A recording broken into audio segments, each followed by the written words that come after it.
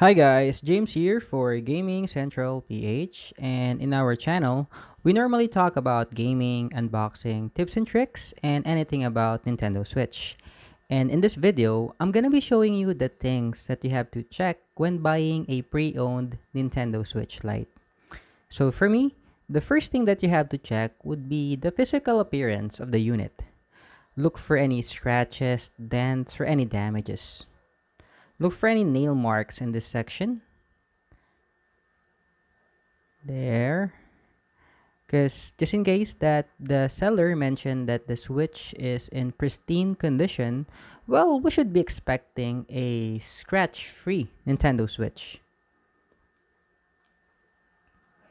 And the Switch that I'm using right now is almost a year old, and as you can see, there's no scratches or any damages. Next thing that you have to check would be if there's a dead pixel. If you're using a white theme, you have to look for any dark spot. If you're gonna be using a dark theme, just look for any white spot. That's how it works.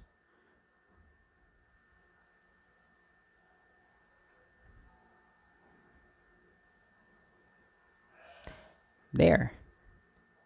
Next thing that you have to check would be the buttons of the Switch Lite, and you can do that by going to settings and then controller and sensors, and then test buttons. Screenshot. There. Next thing that you have to check would be the touch screen. So go to settings and then controller and sensors and then test touch screen. So it's like the test for Android. They have that as well with Nintendo Switch.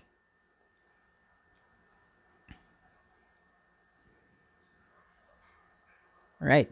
So next we have to test if there's a drifting or ghost movement with with the analog stick. So just go to calibrate control stick. And using this test, we can see that there's no ghost movement. And by the way, we were able to sell more than 500 Nintendo Switch units already. That's all pre-owned. And the tests that I'm doing right now are the same tests that we're doing whenever we buy or sell the units that we have. So no drifting at all.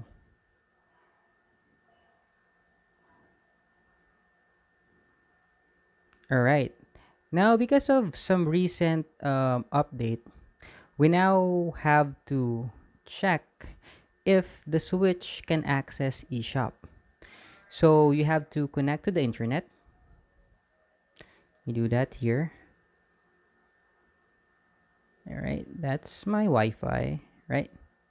So the Switch was able to connect to the internet. Now let's access eShop.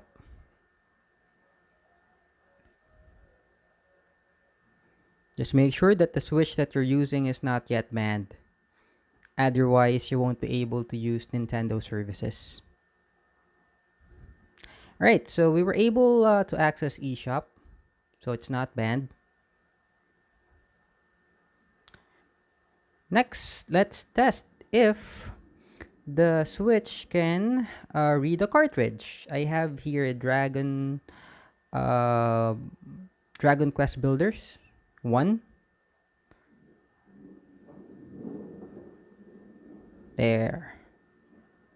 So we were able to load up the cartridge.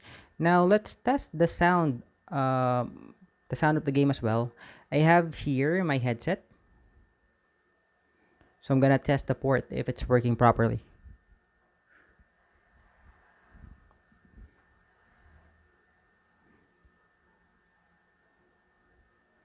All right.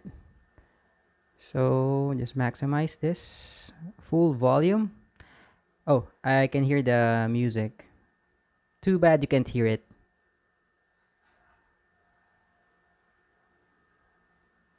Looks like we're good here.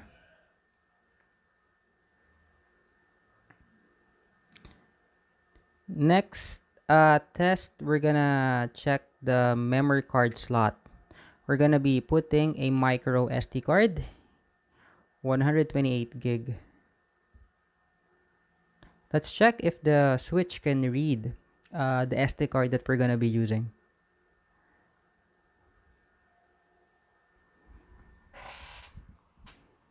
Alright, so the Switch will just need to format the memory card that we're using.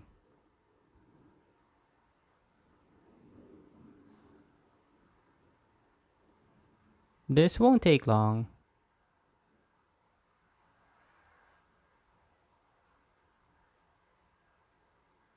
Now go to settings and then data management. There. So you can see that the Switch was able to read it. Now we have to test the Bluetooth capability of the Switch.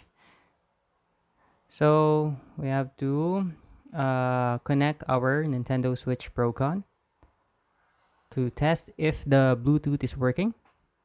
There.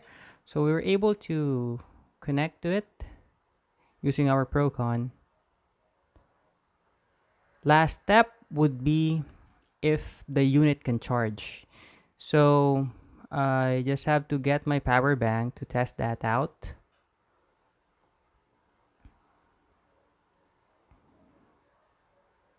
This is the last test that we have to do for the Nintendo Switch Lite. Oops, I need to power it. There we go. So we're all set. So again, this is James for Gaming Central PH. Stay safe and happy gaming, everyone. Stay strong.